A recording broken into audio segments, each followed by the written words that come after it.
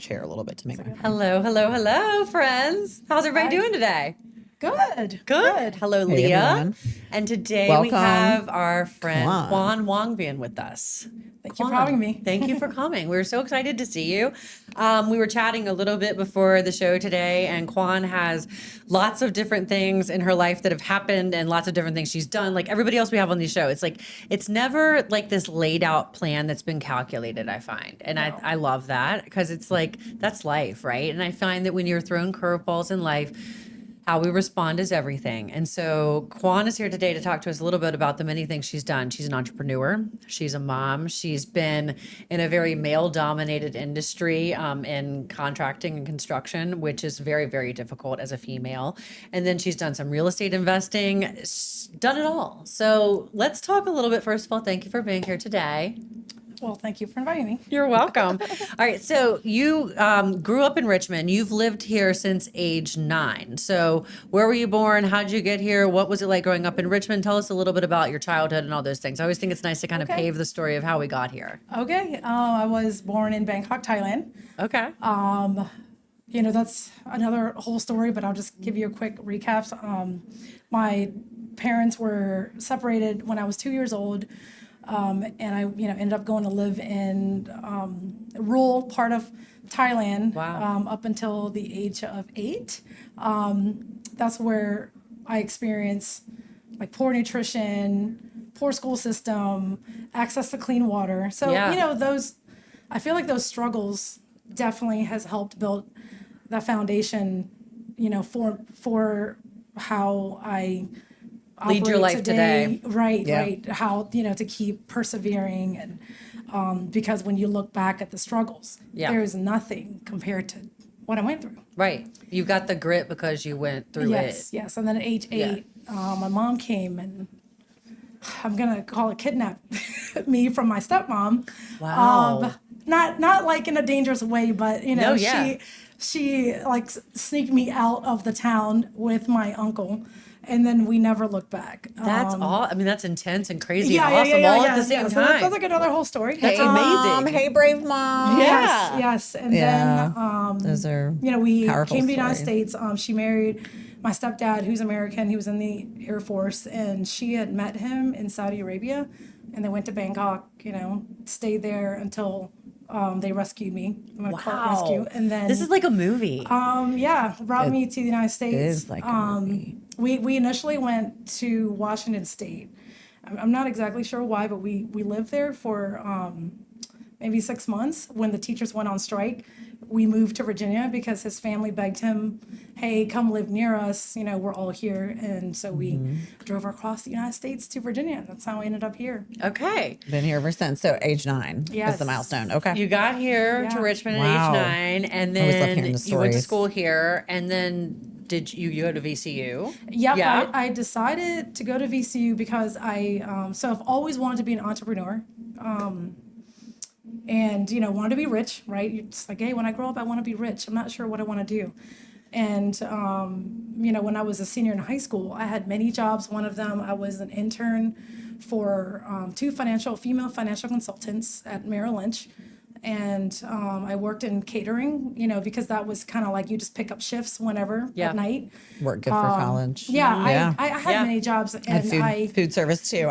Is there anybody that hasn't done food service? If you haven't, you should. I think it should be a rule to become an adult. Yeah, my kids make fun of me all the time because I would say, oh, I worked at Hampton Inn for, a month. And I worked at King's Dominion. I worked at a Holiday Inn. I worked at like a burrito shop. I mean, I did all the jobs. I mean, And Great so foundation. I felt that VCU would allow me to, get my 4-year degree in finance and allow me to work and support myself because I had to pay for school and living. So I chose VCU. Yeah. And, I felt like I was successful there because it did allow me to have all those jobs and support myself and get a college degree. Right, right. No, I'm a VCU alumni too, and I feel like when I was looking at colleges, Our I family's really VCU not only alumni, did I so- want to go for art, which so that just Yeah. made the most sense. But I mean, now I'm from Roanoke, and like a lot of my friends were tech and UVA and all these things, and I just didn't want that. And I really desired like this urban environment. I was really excited about it, and so when I got to Richmond, I was like, man, I'm never leaving this cool place. And so Shout out to my mom too. My mom went there too. yeah, So, VCU alumni. full of So it's alumni around here.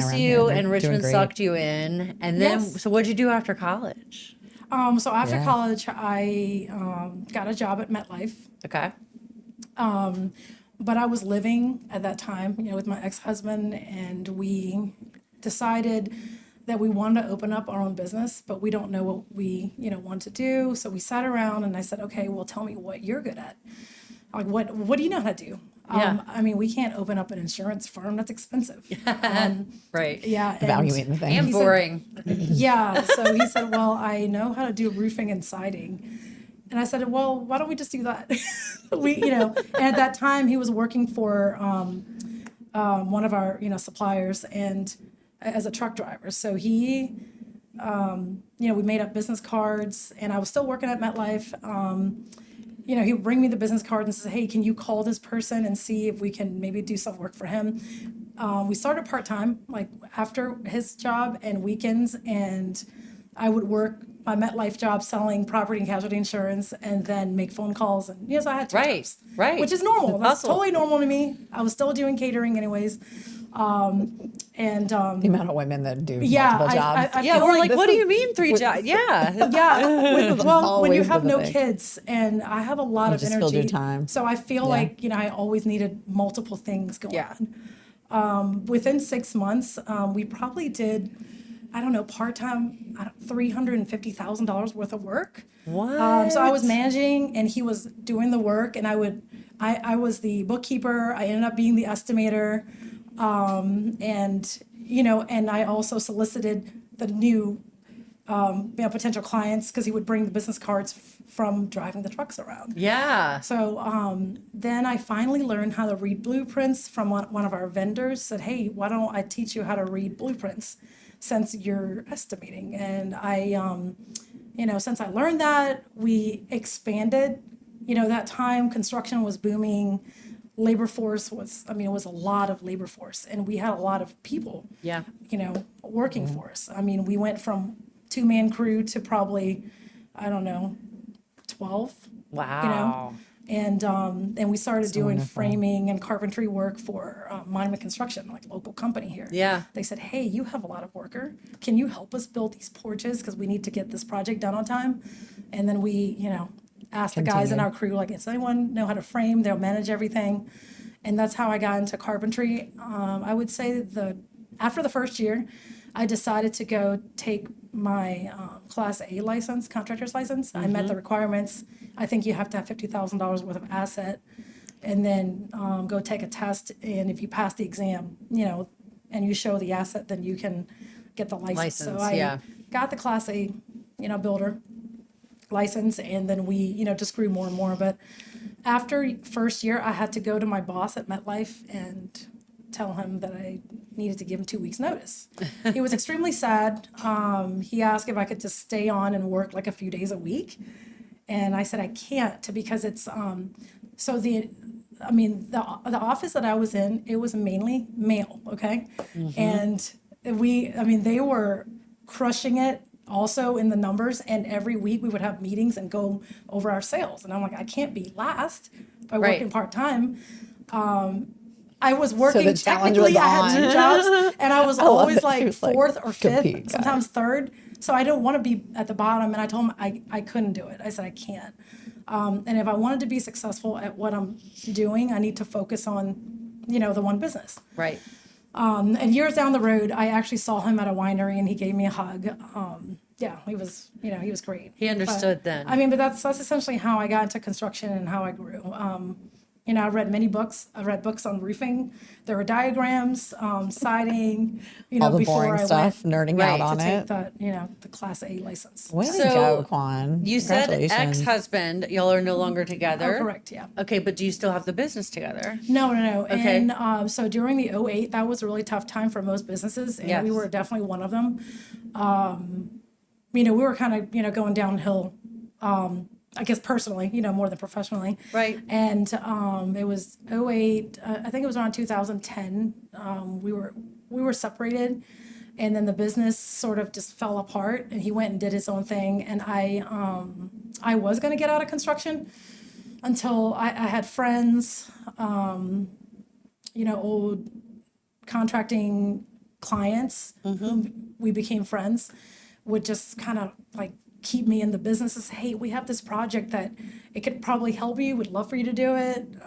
So it was like one project to the next. I helped a friend do a roof, another friend do a kitchen, bathroom, and then the one of phone my kept friends, ringing. Yeah, with pretty much. a local general contracting business, like, look, I'll give you this hospice if you want to do all the siding on it, because he truly wanted to help me and he wanted me to Right. stay in the business. Such a Right. blessing. Yeah. A gift. And then I at the same time, I went and pursued, real estate investing. One of the area director of We Buy Ugly Houses came to me and said, hey, do you want to buy a franchise? And I actually said no. I just said no. So the We Buy Ugly Houses people came to you because they knew you from Coastal Contracting? Is that how? Yeah. Okay. They just knew me. Okay. I went to several real estate, I guess, Meetings. meetings. Like seminars and stuff. seminars. Yeah. And I remember, listening and they're, teaching you how to buy. I've been to some and- of those too, right? Like you see it and you go to the little hotel conference room or whatever. And I love people, so I talk to people, and I'm sure, they just know, oh, this is the woman that's in construction and interested in real estate. Oh, so they approached you about, do you want to buy the We Buy Ugly about Houses? buying it, and I said no because I'm like, okay, it's like someone says, hey, you want to buy a Subway? Like, no. Is it going to make me money right Not now? today. Because I was struggling. I was, then I was a single mom. Yeah. Trying to raise 3 kids, trying to Yeah. stay in the construction. I was doing bids in the middle of the night, because, you're unstable. It was like an unstable time. No, I do know. Yes. And then I think after several phone calls, where he convinced me, he said, okay, look, it's discounted, okay? The owner, she's moving to Australia, and she's going to sell it to you at half the price. Dang. And then I thought about it. All the reasons people sell. Yeah, I met in my all partner. the categories. Yes. I was doing a little bit better, maybe the third time go around when he approached me with the same proposition. And I met my partner, Leslie, at the same time. And I said, okay, what do you think? Should we buy this? And, let's try this. I think real estate could be, we could be really successful at real estate. And I just learned how to buy. And I think, with the construction business, we could be really successful. So we decided to just go into it. And that was 2014. Okay. We bought the Richmond franchise. I remember our first deal, guys, that I think it was the second or third month. We put a deal of 4 properties under contract for $54,000. Okay. So you do your evaluation, you do your market value, and then you deduct the construction cost. And these 4 houses, they had, water damage. One had a basement where it's flooded. So our valuation, it was on Willis Road. They're side by side, and he inherited the properties. So we bought it for 54, or put it under contract for that. At that time, we didn't have money to flip. We didn't have enough experience. I understand. People think they're contractors. They can totally do this. It's not the same, okay? It's not. And so we decided to wholesale it. And I found someone that to too. wholesale it to, and we made $70,000. That was the first Dang. month. So to us, that was Doing a nothing. lot of money. Right. People, that strategy is just flipping the paper. It was great. So we used that $70,000 to purchase a few more properties that year, and to flip the properties. And we did use a hard money lender, but you need money up front. It's possible to buy them zero down if you had an investor that will fund everything 100%. Right. And put 100% of the money in your bank account, which we've had done, but it doesn't happen very often. So you do need money to buy the property, and then fix it up, put it on the market, and sell it. So right now you still own We Buy Ugly Houses here in Richmond. Yeah, we bought a second franchise in the Tidewater area, so we Okay. have the territory Richmond all the way down to Tidewater, which has Okay. been, it has been great. There are definitely a lot of challenges with running, your own business. I mean, it doesn't matter what business you own, but there are definitely challenges. But overall, though, the way I look at it, if you have more good than bad, if you're profitable, then you continue to run it. Right. Well, I mean, I think, like you say, it's like there's going to be challenges with any job or any business. Anything. It just is what it is. And so it's like at the end of the day, now you've found something. So right now, when you buy the ugly houses, are you using your construction background to then do the rehabs? Are you flipping those Absolutely. houses? Are you holding those houses? What are you doing with them now? Like you wholesaled that first one. Is it kind of just a case by case basis, I guess? So in the beginning, we didn't have a lot of, cash to be holding them. I mean, it costs money. If you don't buy it exactly at the right formula, I mean, you're gonna have to come out of your pocket when you refinance. Right. Okay? So it can cost you money to hold the property, but in the long run, it's gonna be profitable. You can depreciate those properties off your taxes. So we actually learned that, within the past few years about cost segregation, and deducting Yes. those properties, to help you reduce your tax liabilities. But in the beginning, we were mainly flipping. I think our first deal that we kept, we bought an 8-plex right there between VCU and Virginia Union. Yeah. Yeah. It had been vacant for probably 4 years, 3-4 years. I think one of the units caught on fire. Bought that for $110,000.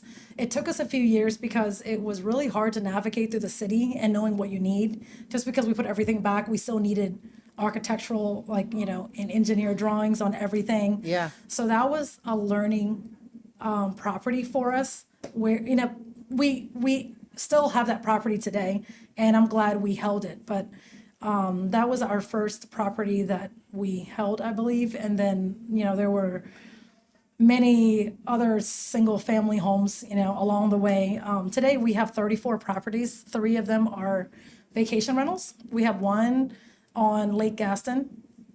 We have one in Sandbridge, and then we have one near the Virginia Beach oceanfront. Cool. Yeah. So y'all use those yourselves too? We use it Yeah. ourselves, when it's not rented. And for the most part in the summertime, they're all booked. The small one that's near the oceanfront is only a 2-bedroom, 1 bath. We call it the bungalow. Like, I hey, love let's go to the though. bungalow this weekend. And it's a cutest little house. We had someone stay there for 3 months, and I think today they're moving out. I don't know if they own a home, but I think they're traveling, like elderly, retired, and they go, Stay different longer. places, and they kind of stay there for Right. months at a time, which is, which is cool. great. That's cool. Yeah. Yeah. So that would be y'all are renting those, then you've got other properties as well. So you've definitely built a pretty stellar portfolio at this point. We've grown a lot. I feel like real estate investing, has helped also my construction company grow. Yeah. Because you learn from doing your own projects.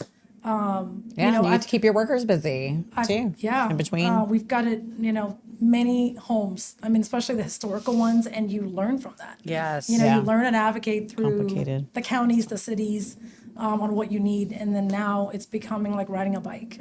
No, yeah, it's And really I want to cool. thank you for helping me figure out how to do a basic kitchen. Do you remember Oh, I when do we came in remember that. 2019 and you Yes. stopped by one of my first projects, one of my first 5?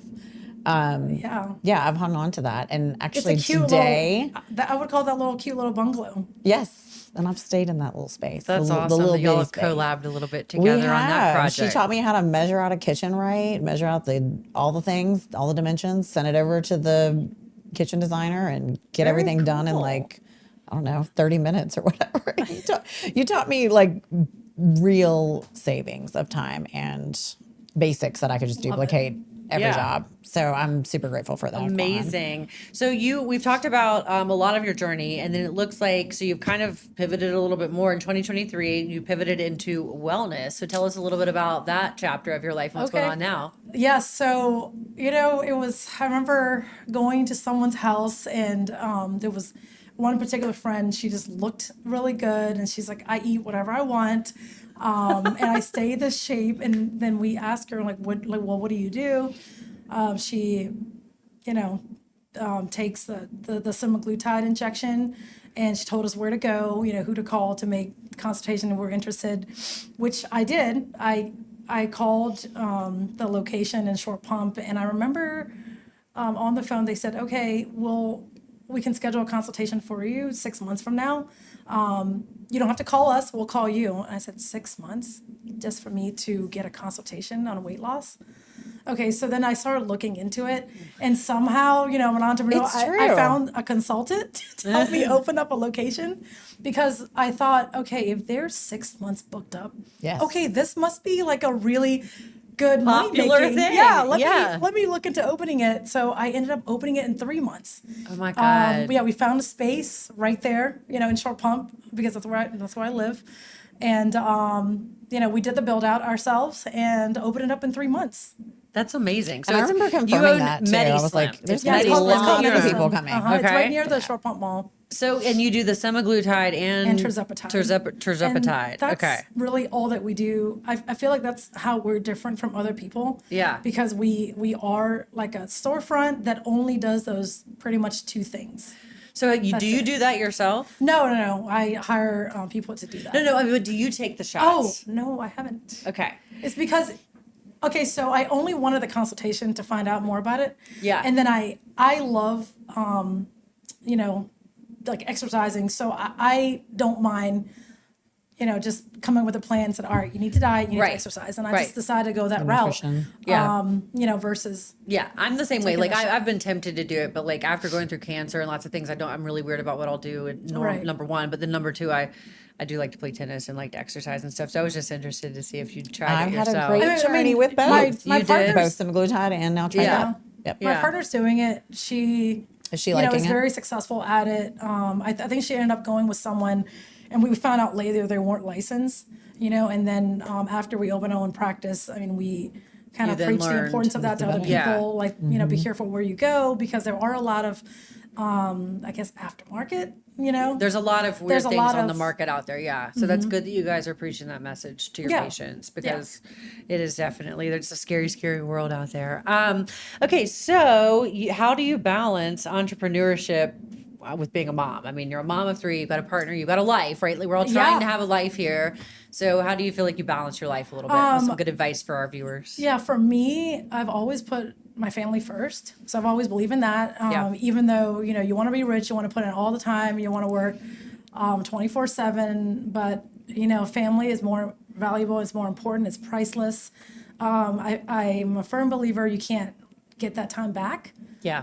Um, Time is the only thing you can't make more yeah, of, I say. so Yeah. I make time for all of my kids' activities. I don't know, we use Google Calendars for all of their scheduling. Yeah. And, everyone has goals, what they want to do, right? You want to go to college. My 16-year-old son, wants to go D1 for football or baseball. And, so once we have their goals, then you kind of work your way back, like, okay, what do we need to do to achieve the goals? And I feel like we, do take time to kind of like map out, like, this is what you need to do. What are you doing? Right. And it's important to start, from the nutrition, education. Yes. Then right, implementing your plan. And then we definitely, so I feel like I run my personal family life like a business. So do I. But it's so funny you mentioned the goal thing, because It's the all other day I had management, that conversation organization with for my sure. kids. I was like, I don't feel like we've all really established our goals for this year. And my kids are 7 and 10, okay? But I talk to them that Oh, way yeah. because it's like, you're right. is If you important. don't have that vision of what you want, then you're not going to know how to get there. And you're not Correct. going to be motivated to get there because Right. there's no there to get to. Right. Correct. Absolutely. So yeah, the Yeah. kudos to you. I mean, I do think a lot of us boss babes do run our personal lives like our businesses, because We have to. that's how you figure out how to get it all done, right? We're wearing a million and hats. I definitely believe in, you have to have the balance of, of work and family. And then when, with as far as family, we have a balance of, the studying piece versus like the, doing the activities. Yes. I Oh my believe God. in, well-rounded.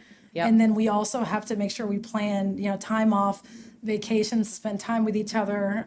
We try to balance the going out to eat versus cooking at home. Yes. Because it's healthier. So it's a full-time job. It's a full-time job to be a mom and a to make sure, right, so everyone's happy. yeah. know? No, I hear you. It's like the soccer field 3 nights a week. Then we've got fall festival tomorrow. So I'm like, we're gonna carve our pumpkins on Friday. Then Yeah. we've got soccer games all day Saturday. But yeah, I think it's a lot of planning. It's a lot of Yeah, planning and we logistics. work so quick Things don't have to be extravagant. Like we had Columbus Day, so I said, okay, kids, you can wake up late, and they really appreciate that, waking up late, which is Yeah. 9. Yeah. And I Which is said, 9. we're going to work till 10-ish, so then we texted them, come to our office at 11. We'll go to Hanover Vegetable Farm. We'll get cool. some pumpkins. Yeah. I mean, it didn't even take that long. And then we went out to lunch. Right. I mean, those little. It's the little moments you steal. It's Yeah. the moments Yeah. that, it's like priceless, and they'll never forget that. And it's imprinting that memory, you know. No, I'm with you. Yeah. I'm totally with you on that. Like sometimes, pop by and have lunch with my son or something like that. It's really special. Those are the Yes. things they will remember, not the gift they got for Christmas or Correct. whatever Yeah. it might be. Well, I've loved having you. I think for now we've got just like one little rapid fire question that we like to do with people. What is your favorite Richmond restaurant? I'm going to have to say Edel Squid. I love Edo's. And my favorite is that is it the calamari and the arugula salad? Oh my God, it's so good. Yeah. Yes, with We the have to make lemon. reservations for that, right? Yeah, I Then we need to need try to to, do it. make it because they open at 5 and I'm in short pump and sometimes it's like a busy time for me, but We need to do when I it. get to go back, I think I'm just going to buy like 5 of them and freeze them. Let's go there for our girls' night we do were it. just Let's do it. talking Let's about do it. earlier. Okay, cool. All right, so what's your dream renovation Tell them project? plans. Either one Lovely. a renovation project you've done that you loved or one that you would like to do. I think one that I love is one in Northside that I did. It had a large front porch. So I love history. Me too. Love historical homes. Yeah. I just, really We love these enjoy neighborhoods. restoring the balusters on the stairs, like exterior, interior, using just to make sure that everything sort of fits into, similar time period if we Yeah. can. So I really like restoring the older homes, and I think that was one of my favorite project. It was on Overbrook, I think. And, it's because it was historical. You brought something back to life. And I brought it back to life. I love that. That's what I love. I live in a 1954 brick and slate. I'm all about that too. Is there a business book or podcast you love besides Brick by Brick? That was going to be my next question. I'm so glad you answered because she learned. She's into a lot, and you are obsessed what? I feel like there's with a lot. She's always dropping nuggets on this. What's stuff. his name? Alex. Is it Hormozy? Hormozy? Oh yeah, his new book that's out now is like Yeah, I mean, really there's a popular. lot. There's a lot of books. There's a lot of podcasts that I listen to. That anything I've about been enjoying business. listening to his wife Sometimes too. even if I get a nugget of information, I mean, it kind of will help. Will help me move forward efficiently in my business. 100%. Yeah. And then what is your favorite way to kind of rest or recharge or reset? Taking great vacations. Yeah. Somewhere warm. Yeah, exactly. Yeah, somewhere warm. So it's Do you have a vacation planned right now? For upcoming or we're anything? fighting our winter vacation whether to go to Bahamas or Florida, and the reason is because we also have to go for my son's. He was qualified for the naval football Wow. combine in San Antonio, Texas. So we're just trying not to overdo it, Yeah. right? Like you're not trying to get exhausted going on vacation, and then we have to go to that. Right. Yeah, but usually right about now we plan our winter break vacation. Very cool. So we Very can recharge. Cool. Yeah, it's good to have something to look forward to too, right? Like Yeah. I feel like that's why we all work so hard. So to have that Yes. little like glimmer of sunshine to do with your family and Yeah. rest and reset. Well, Let me just make Yeah. sure I quote that book title Okay. for everyone and the guests listening. Thank you so much for sharing that with us, Kwan, and everything you shared. But this book she's recommending you guys is Alex Hormozy's newest book, $100 million Money Models, How to Make Money. And so it is definitely a good read. popular read right Very now motivating. and very Okay. motivating. Cool. So, and his Well- wife just has an awesome little shorts that she does video too on YouTube channel. I love following Love both it. of them. Yeah. So Love it. Yes. Well, cool. Well, Great Rex. for everybody watching out there, thank you guys for coming on this journey with us. I hope you've heard something today that will help you on your journey as you continue to build your life brick by brick. So until next Yes. time. Congratulations on everything, Bye. Juan. Thank you.